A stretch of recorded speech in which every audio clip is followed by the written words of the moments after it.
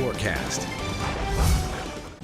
Stranded, stuck, and spun out. Driving has been a nightmare and nearly impossible. The first big snow of the season proved to be dangerous, even deadly on the roads this weekend. Good evening, I'm Megan Matthews along with meteorologist John Walsh. Kids across the metro are staying home tomorrow after the snow, wind, and cold canceled school. Omaha, Council Bluffs, Bellevue, Millard, and Papillion La Vista all have a snow day tomorrow. UNO, Creighton, and Midland University are all starting late tomorrow. UNL is closed. Now, John, for those of us who have to leave the house tomorrow morning, what can we expect to see? Yeah, we haven't had to deal with this in a while. Yeah, Not at all. Yeah, just bitterly cold temperatures tonight. It's still windy out there. We're going to be seeing some dangerous wind chills for one thing. Some areas will see wind chill values as low as 25 below zero, mainly areas to the west of the metro, including Lincoln, over toward Fremont, Norfolk, Tacoma. Still, we will have wind chill values in that 15 to 20 below range. It's just not high enough to meet criteria. However, it's going to be plenty cold as we drop below zero. Threat tracker will stay in the yellow category for the cold temperatures early on Monday. And then we have some additional snowfall, some accumulating snowfall possible, both on Tuesday and Wednesday. We'll be talking more about that in just a few minutes. Nearly 6 inches fell onto the metro, and it packed a punch. The major issue tonight is the blowing snow. Lindsay Thies is live with a look at the roads and how they'll shape up for your morning drive. Lindsay? Megan, we spent our day driving all throughout the metro, Gretna, parts of I-80 and Council Bluffs, and the main issue we saw was not just that the snow was falling, but that the wind was blowing it back onto the roads, and it was taking much longer to remove than normal. As the night shift of snowplow drivers begin their evening in Council Bluffs, the biggest challenge and headache for road crews is the blowing snow and drifts. Drivers of the 18 plows and 4 graders like this one were having a hard time keeping up. This driver told us the snow is also so wet, the graders were having a hard time picking it up. It's nasty roads like these that have all the major school districts closed tomorrow. And the storm proved a headache for flyers at Eppley Airport today, too. Detroit, Dallas, and Chicago flights were either canceled or delayed because of the wind and snow. And all along the interstate, drivers abandoned their cars, like this stretch of I-80 near Giles. And at one point, we counted half a dozen cars in ditches. As for tomorrow morning, crews hope to hit the residential roads eventually tonight, but late, very late, likely the early morning hours. And while it's calm, peaceful, and pretty, it's a tireless mess for those cleaning up.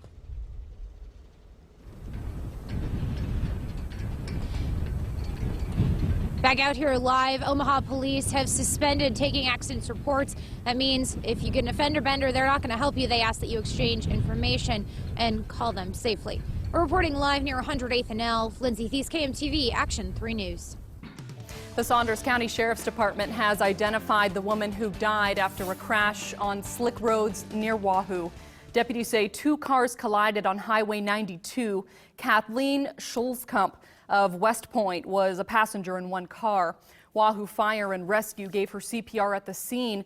Doctors pronounced her dead at the hospital. Sarpy County Dispatch tells us rescuers helped evacuate dozens of stranded drivers along the highway this afternoon.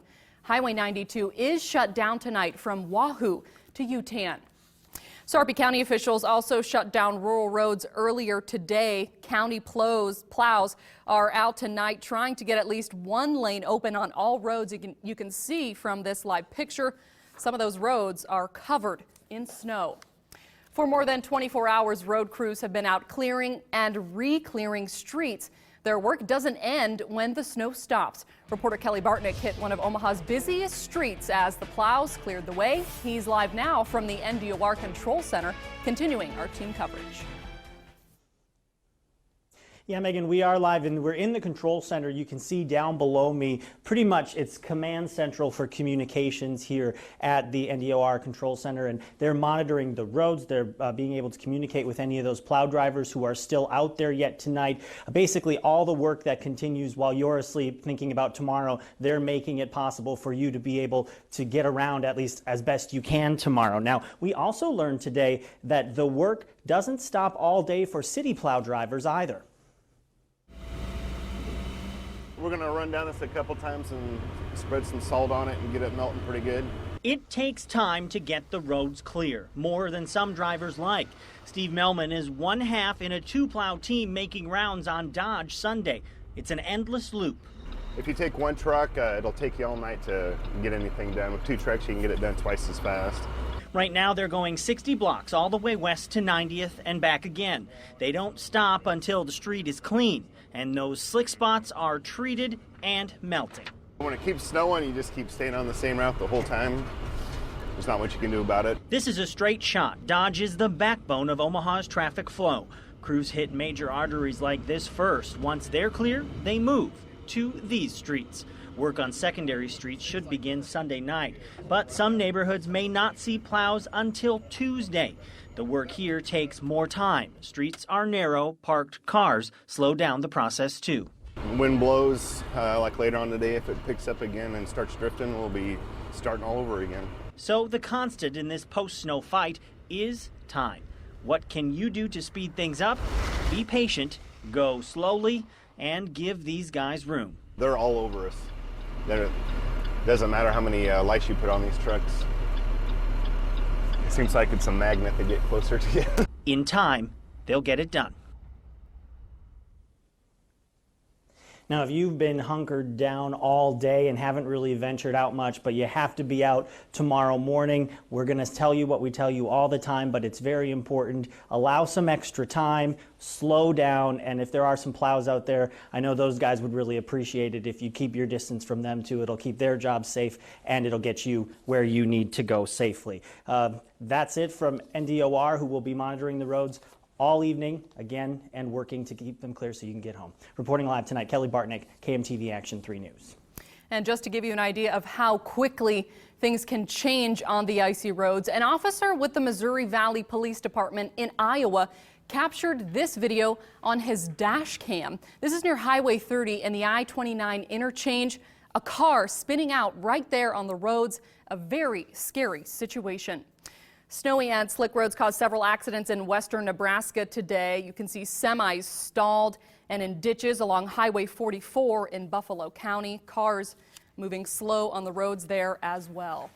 The heavy snow piled up on power lines for hours, causing thousands of power outages in Omaha and Council Bluffs.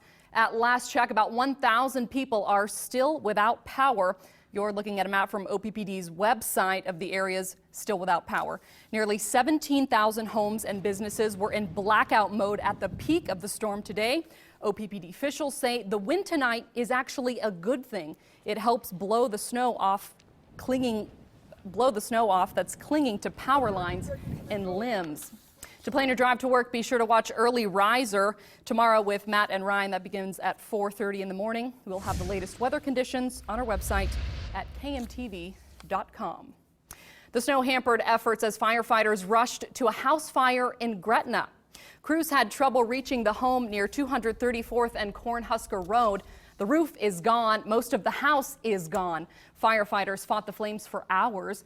The first on scene say the house was fully engulfed in flames. Investigators are trying to figure out what caused a massive 4-alarm fire at a nightclub in Lincoln. The fire started at the Karma nightclub around 7 last night. The roof collapsed during the fire and at least 20 firefighters were on the scene. Everyone inside got out safely. Omaha Public Schools is moving its board meeting from Monday to Wednesday night because of the weather. Bellevue Public Schools will still hold its meeting as planned to discuss a massive budget cut proposal. $4.5 million in cuts involves cutting 38 positions. The meeting is tomorrow evening at 6 at Bellevue East. Millard West High School will have counselors at school this week for any students upset over the loss of a fellow classmate. 17-year-old Tyler Hansen died in a car crash Friday night in Sarpy County. Police said Hansen was driving down 180th and Cornhusker around 9 o'clock when he lost control of his car. The car flipped over, ejecting Hansen and pinning him underneath. He was a junior at Millard West. Police believe he may not have been wearing his seatbelt. The driver who hit a pedestrian and drove off Friday turned himself in to police. Mark Fleming turned himself in on Saturday. Police say Fleming hit Roy Yeck around 1:30 in the afternoon near 30th and Huntington. Yeck had parked his car over the curb in the right lane of 30th Street. He was attempting to cross 30th when Fleming struck him and drove off. Yeck died at the hospital. Fleming has been booked for leaving the scene of a personal injury accident. A Crime Stoppers tip led to the arrest of an Omaha murder suspect in San Antonio, Texas. This is Ari Soto, wanted in the murder of Roberto Gonzalez in South Omaha last month. Police say Soto drove by and gunned down Gonzalez in the early morning at 24th and P. The San Antonio Gang Unit and U.S. Marshals arrested Soto at his friend's house in Texas. And John, it really has been a nightmare on the roads. It's going to get worse before it gets better. Yeah, it really is. A very slick night out there, and you know, a lot of rural areas have had trouble opening the roads because of the winds, and Sarpy County being one of them.